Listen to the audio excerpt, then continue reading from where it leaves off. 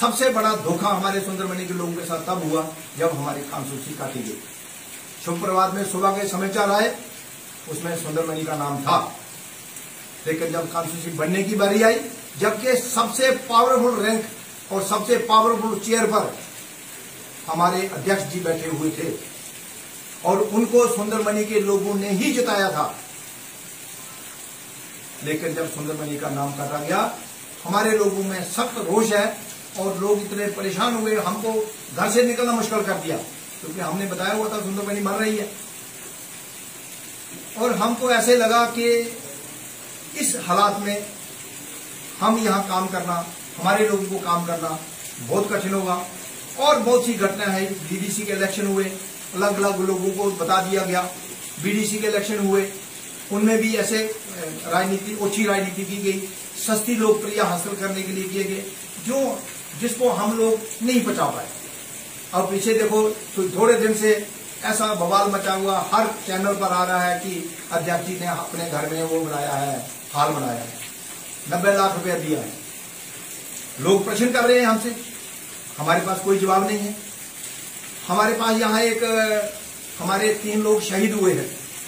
सुरेंद्र चौधरी जी ने तो ये भी आरोप लगाया था कि जो आपके अध्यक्ष हैं और जो साथ में कोल साहब हैं, वो दोनों जो है वो मिलकर करप्शन करते हैं। इस पर आपके क्या विचार हैं? आप भी भाजपा के कार्यकर्ता रह चुके हैं, आपको क्या लगता है कि जो सुरेंद्र चौधरी जी ने आरोप लगाए हैं वो वाकई में सच है या नहीं? देखो जी, अशोक कोल जी के बारे में तो हम कुछ कह नहीं सकते, क्योंकि हमें कोई उनके साथ ऐसा डिफरेंस लगा नहीं। अध्यक्ष जी का भी हम करप्शन का तो नहीं बोलते, लेकिन जो सिस्टम के साथ उनने काम करने का जो उनका तरीका है वो बहुत शॉर्टकट तरीका है। उसमें कार्यकर्ताओं को बहुत मुश्किल आती है जवाब देने में। जबकि आप खुद सोच सकते हैं, अगर वो 90 लाख का हाल घर में बनाया है, सबसे पहले वो चिंता का विषय ये है कि जब गाइडलाइन है कि निधि जो एमएलए की या एमपी की जो उनकी विकास निधि होती है, उसका 10 लाख से ज्यादा एक जगह लग ही नहीं सकता। तो सबके बड़ा प्रश्न पड़ता है इंक्वायरी का, 90 लाख किस हिसाब से नहीं दिया, वो 90 लाख एक प्रोजेक्ट में कैसे चला गया, जबकि हमें उसका राजनीतिक तौर पर कोई फायदा नहीं है, और ना ही पॉलिटिकल, ना ही उनके परिवार को कोई फायदा है, ना ही उस गांव को उस हाल का कोई फायदा है। लेकिन उस हाल की जगह अगर ये शहीदों की जगह बनती, हमारी पार्टी बहुमत से जीतती। हमें बहुत बड़ा कलंक लगा हुआ है जब हम इधर से जाते हैं। आप देखो ही जाकर शहीदों का स्मारक आप इधर से खत्म होने के बाद जाकर लेकर कैमरे में देखना क्या हाल है। जो 3 लोगों ने यहाँ जान दी है, उनके नाम से 2 कनाल जमीन अलाटी, किसी भी हमारे नेता ने इनिशिएटिव लेकर वो ना जगह खाली कराई और स्टोरी बिल्डिंग बनी है, वो किसी की प्राइवेट है या किसकी है, लेकिन अब मुझे पता लग रहा है कि वो वीडियो बनाने में। लेकिन क्या लगता है कि भाजपा जो सपने जम्मू कश्मीर की जनता को दिखा रही है, क्या लगता है कि वो सपने जो है वो जम्मू कश्मीर की जनता के पूरे होंगे या नहीं? देखिए, जब भी उनसे सवाल किया जाता है तो जवाब सिर्फ एक ही होता है कि हमारी सरकार लाई, उसके बाद देखिए काम कैसे होते हैं। आखिरकार क्या इंतजार सरकार बनने का किया जा रहा है या फिर किसी और का? देखिए, ऐसे सरकार का बनना तो बहुत ही जरूरी है, किसी की भी बने, लेकिन यहाँ तक भाजपा की सरकार है, लगभग अगर हम हर अच्छे काम का क्रेडिट हम लेते हैं। अगर ये टनल बन रहा है तो हम क्या बोलते हैं, हम बना रहे हैं। अगर कोई रोड बन रहा है तो कौन बना रहा है, हम बना रहे हैं। अगर कोई खराब काम होता है तो वो भी तो हमारे खाते में आएगा, कहाँ जाएगा? वो एलजी साहब के खाते में जाएगा, वो नहीं जाएगा ना एलजी खाते में, तो वो अपनी जिम्मेवारियों से भाग नहीं पाएगा। मतलब आप इस चीज को मानते हैं कि अभी जम्मू कश्मीर को अगर कोई चला रहा है तो वो भाजपा है? हाँ बिल्कुल भाजपा चला रही है, ये आप खुद कह रहे हैं। बिल्कुल चला रही है, चलाना ही वो चाहिए। गृह मंत्री के अंडर आते हैं अपने गवर्नर साहब, गवर्नर साहब की सारी रिपोर्ट गृह मंत्री को होती है। गृह मंत्री भाजपा के हैं और वो पूर्व 2 बार के हमारे अध्यक्ष रहे हैं और बहुत ही विजनर लीडर हैं, उनके ऊपर तो प्रश्न चिन्ह को नहीं लगाया जा सकता। लेकिन जो जम्मू कश्मीर के कार्यकर्ता हैं वो तो अभी भी यही कहते हैं कि ये सरकार लाइए। अगर देखो सरकार अभी भी आप चला सकते हो तो फिर सरकार लाने का इंतजार क्यों किया जाए? देखिए, ऐसा है, कुछ बातें ऐसी हैं कि जो मेरे अधिकार क्षेत्र में नहीं, फिर भी मैं थोड़ी रोशनी डालूंगा। जहां तक हम सुंदरमणि की बात करेंगे, सुंदरमणि के साथ जितना सौतेला व्यवहार, जितना हमको जिसको बोलते हैं डोगरी भाषा में रगड़ा दिया है हमारी सरकार ने, इतना आज तक ना एनसी ने दिया है ना कांग्रेस ने दिया। हम सब लोग जो यहाँ बैठे थे, हम हर आदमी के दरवाजा खटखटाया हमने जाकर। हमारे पास चिट्ठियां हैं कि सुंदरमणि वालों ने अलग कॉन्स्टिट्यूंसी हम नहीं मांग रहे हैं, अगर बन सकती है तो हमारी अलग करना, हमारा हिस्सा मत काटना, हमको डिवाइड मत करना। लेकिन बड़े अफसोस की बात है, हमारी 7 पंचायतें कहीं और लगा दी गई, आधा हिस्सा कहीं और लगा दिया गया। पिछले 70 साल से हम इशारा, हमारा बड़ा भाई था, हम छोटे भाई थे, हमने लगभग उसको स्वीकार कर लिया था कि हमारा बड़ा भाई है, लेकिन अब हमारे पास हमारी म्यूनसिपल कमेटी कई सालों से बनी हुई है। वजीर कमीशन ने सुंदरबनी को विधानसभा देने का रिकमेंड किया था। गलोरिया कमीशन जो बैठा था उसने भी सुंदरबनी को रिकमेंड किया कि सुंदरबनी को कंस्टिट्यूशन का दर्जा दिया जाए, लेकिन खन्ना मंडी की कोई डिमांड ही नहीं थी। और हमको अब किसके नीचे लगा दिया गया? काला कोर्ट के नीचे लगा दिया गया और साथ में हमारे 14,000 वोट काट के निशारे के साथ लगे। इसका मतलब कि हम आने वाले समय में कभी भी हम ना तो दावा पेश कर पाएंगे कॉन्स्टिट्यूंसी का और ना ही अपना एमएलए बना पाएंगे। सर, जिस तरीके से सुरेंद्र चौधरी के बाद महेंद्र सुजन ने परिवार, लेकिन अब मुझे पता लग रहा है कि वो वीडियो बनाने में। लेकिन क्या लगता है कि भाजपा जो सपने जम्मू कश्मीर की जनता को दिखा रही है, क्या लगता है कि वो सपने जो है वो जम्मू कश्मीर की जनता के पूरे होंगे या नहीं होंगे? देखिए, जब भी उनसे सवाल किया जाता है तो जवाब सिर्फ एक ही होता है कि हमारी सरकार लाई, उसके बाद देखिए काम कैसे होते हैं। आखिरकार क्या इंतजार सरकार बनने का किया जा रहा है या फिर किसी और का? देखिए, ऐसे सरकार का बनना तो बहुत ही जरूरी है, किसी की भी बने, लेकिन यहाँ तक भाजपा की सरकार है, लगभग अगर हम हर अच्छे काम का क्रेडिट हम लेते हैं। अगर ये टनल बन रहा है तो हम क्या बोलते हैं? हम बना रहे हैं। अगर कोई रोड बन रहा है तो कौन बना रहा है? हम बना रहे हैं। अगर कोई खराब काम होता है तो वो तो हमारे खाते में आएगा, कहाँ जाएगा? वो एलजी साहब के खाते में जाता, वो नहीं जाएगा ना एलजी खाते में, तो वो अपनी जिम्मेवारियों से भाग नहीं पाएगा। मतलब आप इस चीज को मानते हैं कि अभी जम्मू कश्मीर को अगर कोई चला रहा है तो वो भाजपा है? हाँ, बिल्कुल भाजपा चला रही है। ये आप खुद कह रहे हैं? बिल्कुल चला रही है, वो चलाना ही वो चाहिए। गृह मंत्री के अंडर आते हैं अपने गवर्नर साहब। गवर्नर साहब की सारी रिपोर्ट गृह मंत्री को होती है। गृह मंत्री भाजपा के हैं और वो पूर्व 2 बार के हमारे अध्यक्ष रहे हैं और बहुत ही रीजनल लीडर हैं, उनके ऊपर तो प्रश्न चिन्ह को नहीं लगाया जा सकता। लेकिन जो जम्मू कश्मीर के कार्यकर्ता हैं वो तो अभी भी यही कहते हैं कि ये सरकार लाएगी। अगर देखो सरकार अभी भी आप चला सकते हो तो फिर सरकार लाने का इंतजार क्यों किया? देखिए, ऐसा है, कुछ बातें ऐसी हैं कि जो मेरे अधिकार क्षेत्र में नहीं, फिर भी मैं थोड़ी रोशनी डालूंगा। यहाँ तक हम सुंदरबनी की बात करेंगे, सुंदरबनी के साथ जितना सौतेला व्यवहार, जितना हमको जिसको बोलते हैं डोगरी भाषा में रगड़ा दिया है हमारी सरकार ने, इतना आज तक ना एनसी ने दिया है ना काम किसी ने दिया। हम सब लोग जो यहाँ बैठे थे, हम हर आदमी के दरवाजा खटखटाया हमने जाकर। हमारे पास चिट्ठियां हैं कि सुंदरबनी वालों ने अलग कॉन्स्टिट्यूंसी हम नहीं मांग रहे हैं, अगर बन सकती है तो हमारी अलग करना, हमारा हिस्सा मत काटना, हमको डिवाइड मत करना। लेकिन बड़े अफसोस की बात है, हमारी 7 पंचायतें कहीं और लगा दी गई, आधा हिस्सा कहीं और लगा दिया गया। पिछले 70 साल से हम निशारा हमारा बड़ा भाई था, हम छोटे भाई थे, हमने लगभग उसको स्वीकार कर दिया था कि हमारा बड़ा भाई है। लेकिन अब हमारे पास हमारी म्यूनसिपल कमेटी कई सालों से बनी हुई है। वजीर कमीशन ने सुंदरबनी को विधानसभा देने का रिकमेंड किया था। गलोरिया कमीशन जो बैठा था उसने भी सुंदरबनी को रिकमेंड किया कि सुंदरबनी को कंस्टिट्यूशन का दर्जा दिया जाए, लेकिन खन्ना मंडी की कोई डिमांड ही नहीं थी। और हमको अब किसके नीचे लगा दिया गया? काला कोर्ट के नीचे लगा दिया गया और साथ में हमारे 14,000 वोट काट के निशारे के साथ लगे। इसका मतलब कि हम आने वाले समय में कभी भी हम ना तो दावा पेश कर पाएंगे कॉन्स्टिट्यूंसी का और ना ही अपना एमएलए बना पाएंगे। सर, जिस तरीके से सुरेंद्र चौधरी के बाद महेंद्र सुजन ने परिवारवाद के ऊपर टिप्पणी जो है वो की है कि पहले इलेक्शन हुए डीडीसी के, उसमें भी उन्होंने अपने जो है भाभी जी को आगे किया, उसके बाद अब रिकी वो भी भाजपा में शामिल हुए। इस पर क्या कहेंगे, कितनी सच्चाई है? देखिए, मैं एक चीज बताता हूँ आपको, परिवारवाद कोई समस्या नहीं है अगर वो परिवार पार्टी के कामों में बढ़ चढ़कर हिस्सा लेता है। जब हरियाणा साहब के इलेक्शन हुए, हमारे अध्यक्ष जी के इलेक्शन हुए एमएलए के, ये परिवार कहीं भी फ्रंट लाइन में नहीं आया। उसके बाद जब बीडीसी के इलेक्शन हुए तब भी इनके परिवार का कोई सदस्य राजनीति में क्षेत्र में कोई इंटरफेरेंस नहीं किया। तो हमें ये लगा कि हमारे जो अध्यक्ष जी हैं ये तो परिवारवाद से बहुत ऊंचे हैं, इनका तो आएगा ही कोई परिवार। बीडीसी का इलेक्शन हुआ, इलेक्शन हमारा कैंडिडेट हारा और जो जीता वो भी हमारा कैंडिडेट था, लेकिन उसको जानबूझ के किनारे किया गया। विकास शर्मा बहुत ही अच्छा हमारा वर्कर था, उसको टिकट नहीं दी गई, प्रेशर डाला गया कि इसका नाम टिकट में काट दो, हमारे ऊपर डाला गया कि इसका टिकट में नाम नहीं देना। और जिस दिन वो जीत के गया उसी दिन उसको भाजपा ज्वाइन करा दी। और मैं आपको एक फोटो दिखाता हूं, आप देख के हैरान लग जाओगे, कोई भी अध्यक्ष कहीं भी ये हरकत नहीं करता है। ये देखो आप, विकास जी को अध्यक्ष जी ने अपनी कुर्सी के ऊपर बढ़ाया हुआ है, ये विकास शर्मा है। ये जो अध्यक्ष की कुर्सी होती है जम्मू में, जिसको साथ हम टच नहीं कर सकते, हाथ नहीं लगा सकते, उसके ऊपर ये बैठा हुआ है। ये आपको कापी मिल सकती है। फिर उसको जब अपने साथ मिलाया और बाद में जब उसने थोड़ा सा इनके परिवार के खिलाफ बयानबाजी देनी शुरू की, वो जो क्रशर लगे थे उनके बारे में शुरू किया और 2 दिन के अंदर इसको सस्पेंड करा दिया। वही रेजुलेशन खड़ाबल्ली के सरपंचों ने डाला, 7 में से 5 सरपंचों ने लेके दिया। ये खड़ाबल्ली का मेरे पास रेजुलेशन है, हम अखनूर से लेके आए हैं।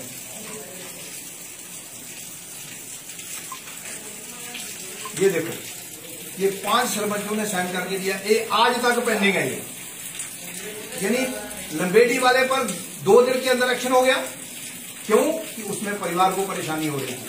और जो खड़ाबली वाला था वो आज 2 साल हो गया है, वो फाइल कभी डीसी साहब के दफ्तर चली जाती है कभी, और इसको रात को खाली करा के रात को ताला लगाया गया। तो ये जो दोहरी राजनीति है, इससे हम लोग बड़े परेशान थे। सर, सुरेंद्र चौधरी के द्वारा भी ये करप्शन को लेकर एक बड़ा प्रहार जो भारतीय जनता पार्टी पर किया गया, क्या कहेंगे इसको लेकर, कितनी सच्चाई है? देखो, करप्शन की जहां तक बात है, देखो हर लोग, हर राजनीतिक परिवार तरक्की करते हैं जब राजनीति में आते हैं, लेकिन उनके साथ कार्यकर्ता भी तरक्की करते हैं। इतनी जो है वो की है कि पहले इलेक्शन हुए डीडीसी के, उसमें भी उन्होंने अपने जो है बाबी जी को आगे किया। उसके बाद अब रिक्की वो भी भाजपा में शामिल हुए। इस पर क्या कहेंगे, कितनी सच्चाई है? देखिए, मैं एक चीज बताता हूँ आपको, परिवारवाद कोई समस्या नहीं है अगर वो परिवार पार्टी के कामों में बढ़ चढ़कर हिस्सा लेता है।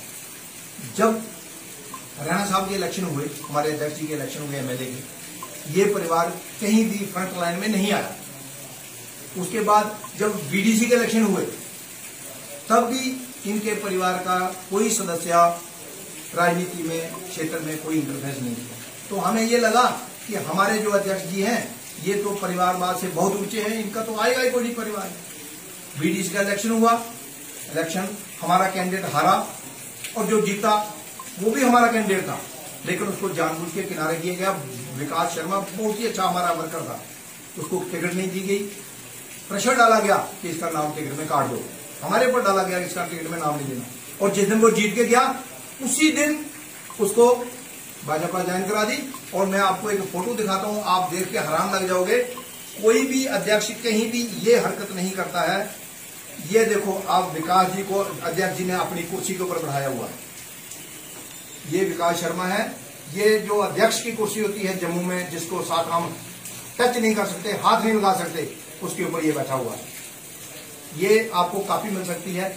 फिर उसको जब अपने साथ मिलाया और बाद में जब उसने थोड़ा सा इनके परिवार के खिलाफ बयानबाजी देनी शुरू की, वो जो क्रशर लगे थे उनके बारे में शुरू किया और 2 दिन के अंदर इसको सस्पेंड करा दिया।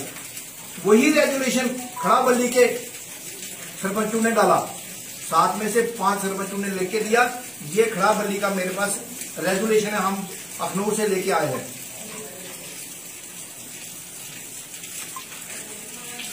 ये देखो, ये 5 सरपंचों ने साइन करके दिया, ये आज तक पेंडिंग है। ये यानी लंबेडी वाले पर 2 दिन के अंदर एक्शन हो गया। क्यों? कि उसमें परिवार को परेशानी हो रही थी। और जो खड़ाबली वाला था वो आज 2 साल हो गया है, वो फाइल कभी डीसी साहब के दफ्तर चली जाती है कभी, और इसको रात को खाली करा के रात को ताला लगाया गया। तो ये जो दोहरी राजनीति है, इससे हम लोग बड़े परेशान थे।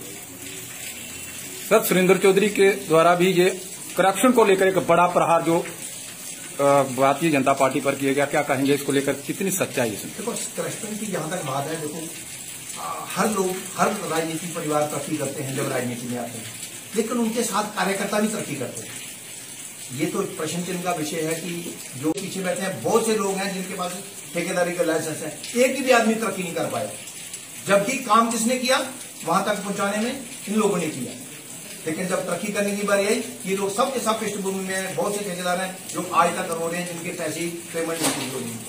आप क्यों मतलब कि भाजपा का दामन छोड़ना चाहते हैं? मैं भाजपा का दामन नहीं छोड़ रहा हूँ। मैं जब तक ये सिस्टम इनके साथ है, मैं नहीं छोड़ रहा हूँ, ये हमारे सारे साथी हैं। आप अपने पद से पद से इस्तीफा दे रहे हैं। प्रथमा मेंबरशिप रहेंगे, किसी पार्टी को हम ज्वाइन नहीं करेंगे, भाजपा में रहेंगे और ये सभी लोग भाजपा में रहेंगे। आप इसके बाद एक एक आदमी से बाइट ले सकते हो, पूछ सकते हो उनसे।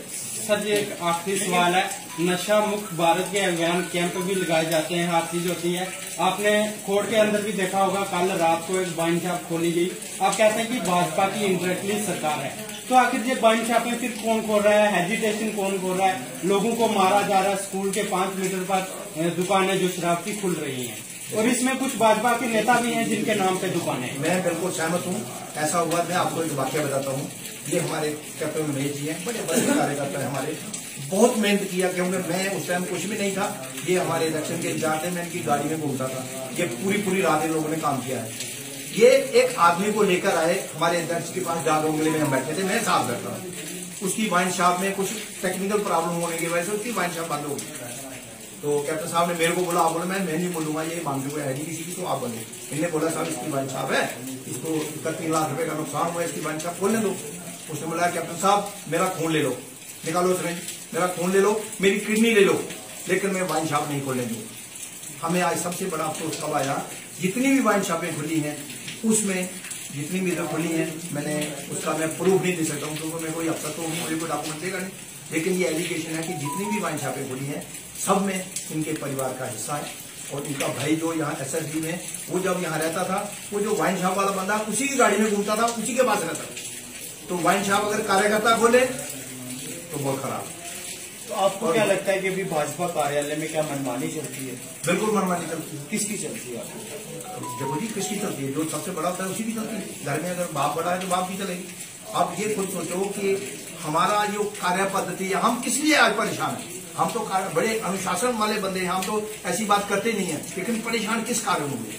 हमारी जो कार्य पद्धति करने की, हम सबसे पहले क्या करते हैं, बूथ के ऊपर एक टीम भेजते हैं जिले से, जो बूथ प्रेसिडेंट चुनती है।